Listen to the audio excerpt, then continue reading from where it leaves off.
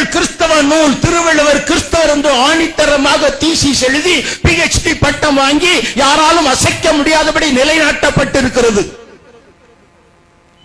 சைவ சித்தாந்தம் கிறிஸ்தவத்தின் அடிப்படையில் எழுதப்பட்டது என்பதை தீசிஸ் எழுதி PhD டிகிரி வாங்கி இன்றைக்கு கல்லூரிகளில் நிலைநாட்டப்பட்டிருக்கிறது. பிரம்மசூத்திரம் கிறிஸ்தவத்தின் அடிப்படையில் எழுதப்பட்டது என்பதை இன்னைக்கு நிலைநாட்டி இருக்கிறார்கள். கம்பர ராமாயணமும் மகாபாரதமும் வேதத்தின் பழைய ஏற்பாட்டு புத்தகத்திலிருந்து எடுக்கப்பட்ட கதை என்று சொல்லி இன்னைக்கு நிரூபிக்கப்பட்டிருக்கிறது. ஊரை ஏமாற்றிக் கொண்டிருந்த காலம் அப்பொழுது. ஏனென்றால் அந்த நாட்களிலே சூத்திரம் படிக்க கூடாதுன்ட்டாங்க, ஜாதியை உண்டைக்கு வச்சாங்க. உலகத்தில் பாவ ஜாதியிலே வாழ்ந்து கொண்டிருக்கிற மக்களே, நீங்கள் பரிசுத்த ஜாதியாக மாறுங்கள், உங்கள் வாழ்க்கை தர உயரும். ஒன்றுமில்லாத ஓட்டாண்டியாக தெருப்பொறிக்கு நாயப்பட சுத்தி கொண்டிருந்த என்னை இன்றைக்கு இந்த நிலைமைக்கு உயர்த்தினவர் எந்த கட்சி மேல எந்த மதமும் அல்ல, கர்த்தராக இயேசு எனும் இரட்சகர் என்னை ரட்சித்தபடியினால் உங்களுக்கு உண்டாக என்று பேசிக் கொண்டிருக்கிறேன். யாரும் ஒரு மதத்தில் பிறக்கிறதே இல்லை. இயேசுவை ஏற்றுக்கொள்கிறவன் மறுபடியும் பிறக்கிறான். இந்த உலகத்தில் பாவத்திலே பிறந்தவன் மீண்டும் மறுபடியும் பிறக்கின்றான். ஐயா, நீங்க பைபிளை பத்தி எல்லாம் சொல்றீங்களே, ஒரு 2-3 கொட்டேஷன் கொடுக்கிறேன். சைவ சித்தாந்தத்தில் ஒரு பாடல் சொல்றேன். அவன் அவள் அது என்னும் அவை மூவினைமையின் தோற்றிய திதியே ஒடுங்கி மலத்தொழதாம் அந்தம் ஆதி என்பனார் புலவர்னு சைவ சித்தாந்தத்தில் முதல் சூத்திரம் சொல்லுது சிவஞான போதத்துல. இதுக்கு யாராவது தெரியுமா? இல்ல பள்ளிக்கூடத்தில் தான் பாடமா வச்சிருக்காங்களா? வைக்க மாட்டாங்களே. வச்சாக்க மனிதன் அறிவடைஞ்சிருவானே, இயேசுவை கண்டுபிடிச்சிருவானே, அதனால இதெல்லாம் சேர்க்காத, பாடத்துல வைக்காத. இது யாருக்கும் விளங்காது. விளங்க வைக்கிறதுக்கு தான் உனக்கு அறிவு இருக்கு, விளங்க வைக்கிறது. அவன் அவள் அது ஒரு மனிதன், அவனுக்கேற்ற ஒரு மனைவி, அவர்கள் வசிக்கிற உலகம், இந்த மூன்று வினைகளிலே தோற்றப்பட்ட பொழுதே பாவத்தில் விழுந்து விட்டதாம். இதை எழுதி வைத்திருக்கிறார். கிபி 12ஆம் நூற்றாண்டிலே எழுதப்பட்ட சைவ சித்தாந்தம் கிறிஸ்துவின் அடிப்படையுடையது. பொறி வாயில் 5 அவித்தான் பொய்தீர் ஒழுக்க நெறி நின்றார் நீடு வாழ்வார்னு 6வது குறளிலே வள்ளுவர் பெருமான் எழுதியிருக்கிறாரே. அந்த வள்ளுவர் சொல்லுகிறார், பொறி வாயிலாக, ஒரு கருவியின் வாயிலாக 5ஐ அவித்தவன், 5 புலன்களை கொண்ட சரீரத்தை பலிப்பொருள் ஆக்கினவனுடைய பொய் தீர்ந்த ஒழுக்க நெறிகளை கடைபிடித்தால் நீங்கள் நீடு வாழலாம்.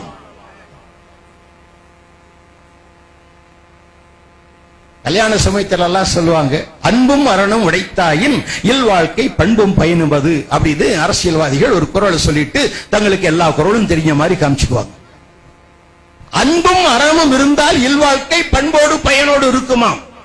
தமிழ் தந்தல் திருவி கல்யாண சுந்தரனார் இந்த குறளுக்கு ஒரு எதிர்கேள்வி போட்டார்.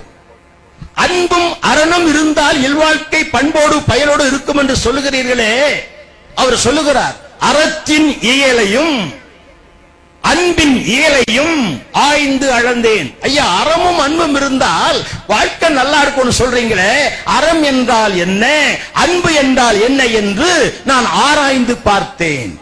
அறத்தின் இயலையும் அன்பின் இயலையும் ஆய்ந்து அளந்தேன், திறத்தை தெளிகிறேன், எனக்கு முடிவு தெரியலீங்க.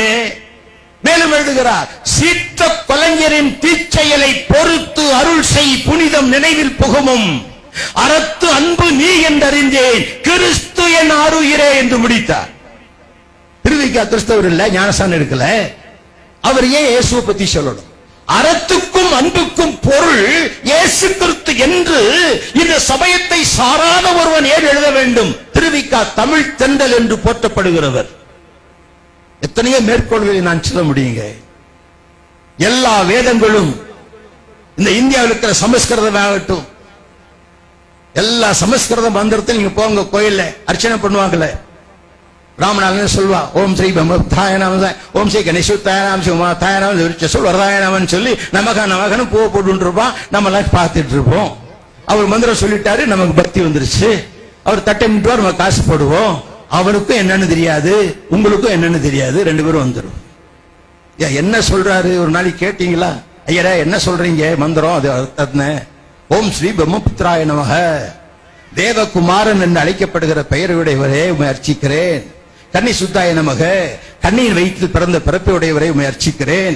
விருட்ச சூழ் அருதாய நமக, சூலம் போன்ற மரத்திலே தன்னை பலியாக்கின பெயரோடு உம்மை அர்ச்சிக்கிறேன். மிருத்யும் ஜெயா நமக, மரத்திலிருந்து உயிரோடு எழுந்தவரை உம்மை அர்ச்சிக்கிறேன். மகாதேவாய நமக, எல்லா தேவர்களுக்கும் பெரியவர் என்று பெயருடையவர் உம்மை அர்ச்சிக்கிறேன். இதெல்லாம் யாரை குறிக்குது? என் ஆண்டவராக இயேசு ஒருவர் தான் இந்த இதுக்கெல்லாம் தகுதி பெற்றவர். நல்லா சிந்திச்சு பாருங்க. மந்திரம் சொல்லிட்டு போறார், மந்திரம் சொல்லிட்டு மந்திரத்துக்கு அர்த்தம் இருக்குயா? அம்மா, மந்திரத்துக்கு அர்த்தம் இருக்குது, என்னன்னு கேட்டு பாருங்க. சில நேரம் நான் போவேன், அந்த கோயிலுக்குள்ளே போவேன். இந்த ட்ரெஸ் இருக்கிறதால யாரும் சந்தேகப்பட மாட்டாங்க. இந்த ட்ரெஸ் என் பக்திக்காகவோ மகான்னு காட்டுறதுக்காகவோ இல்ல, அவனை பிடிக்கிறதுக்காக தான் போட்டிருக்கு. நான் போய் சொன்னா கேட்க மாட்டான், அவனா வந்து மாட்டிக்கிறான். சாமி நீங்க யாரு? அவ்வளவுதான். சாமி நீங்க யாரு? 3 வார்த்தை காப்பா, 3 மணி நேரம் விட மாட்டேன். அவன் தான் ஆரம்பிச்சான், கடைசி வரைக்கும் இருந்து கேட்டுட்டு போ. அவன் கேட்பாங்க, நீ என்ன வந்திருக்கீங்க, என்ன காரியம்? இன்னொரு இடத்துக்கு போன, நாளைக்கு வெள்ளைக்காரங்க வந்திருந்தாங்க. அந்த கோயிலுக்கெல்லாம் பைபிள் அமைப்புல தான் அந்த கோயில் எல்லாம் கட்டப்பட்டிருக்குது. மூலஸ்தானம், பிரகாரம் இதெல்லாம் பைபிள்ல இருக்குது. அந்த அமைப்பு இங்கதான் இருக்கு. இதனுடைய காப்பி தான் அங்க கட்டியிருக்கிறாங்க. அதை கொண்டு போய் எல்லாத்தையும் காமிச்சிட்டு இருந்தேன். பெரிய பூசாரி வந்தாரு. என்ன பூஜை செய்யணும் அப்படின்னாரு. பூஜை எல்லாம் ஒண்ணும் வேணாம், ஒரு காயத்ரி மந்திரம் சொல்லுங்க அப்படின்னாரு. ஓம் பூர்வோ சக்தத் சவிதுர் வரண்யம் பர்கோ தேவஸ்ய தீமஹி தியோ யோ ந பிரசோதயாத்னு ஒரு மந்திரம் சொன்னாரு. வந்த உடனே இவங்க அதுக்கு அர்த்தம் என்னன்னு கேட்கறாங்க அப்படின்னு கேட்டேன். அவர் சொன்னாரு, அது ரொம்ப நாழியாகுமே, ரொம்ப டீப்பான அர்த்தம், அது ரொம்ப நாழியாகும். எவ்வளவு நாழி ஆனாலும் பரவாயில்ல, இங்கே இருக்கிறோம் சொல்லுங்க அப்படின்னு. அவர் சொன்னாரு, ரொம்ப அண்டர்ஸ்டாண்ட் பண்றதுன்னா அதுக்கு கொஞ்சம் சமஸ்கிருதம் தெரிஞ்சிருக்கணும், நீங்க சொல்லிக் கொடுங்க. கடைசியில சொன்னாரு, எனக்கு தெரியாது அப்படின்னாரு. ஐயா நான் உண்மையை சொல்றேன் ஐயா, நான் பொய் சொல்லல. கூட்டம் முடிஞ்சு போனால் யாராவது பேசணுமா, வாங்க பேசுவோம் உட்காந்து.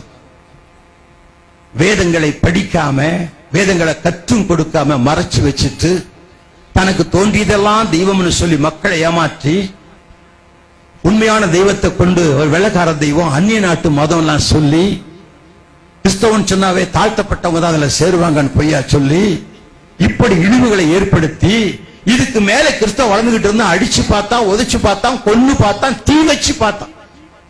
ஒரு விடுதலையின் மார்க்கம் இருக்கிறது, ஒரு ரட்சிப்பின் மார்க்கம் இருக்கிறது. உங்களுக்காக நான் பலியாயிருக்கிறேன். பிரஜாபதி தேவப்பியகம் அத்மானம் யஜ்யம் ஹிருதுவா பிராயச்சித் என்பது மூல மந்திரம். சாம வேதத்தின் தாண்டிய மகாபராமணத்தில் வருகிற ஸ்லோகம். பிரஜாபதி ஆகிய கடவுள், அதாவது மக்களின் தலைவன் ஆகிய கடவுள் மனிதனின் ஆத்ம பாவத்திற்காக மனிதனை போன்ற சரீரத்தோடு வந்து அதையே பலியாக்குவார் அப்படின்னு எழுதி வச்சிருக்கான்.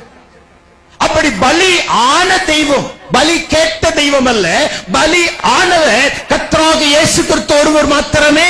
அவரால் அன்றி ரட்சிப்பு இல்லை. வானத்தின் கீழே பூமியின் மேலே மனுகுலம் ரட்சிக்கப்படுவதற்கு இந்த இயேசு நாமத்தை தவிர வேற எந்த நாமமும் கட்டளையிடப்படவில்லை.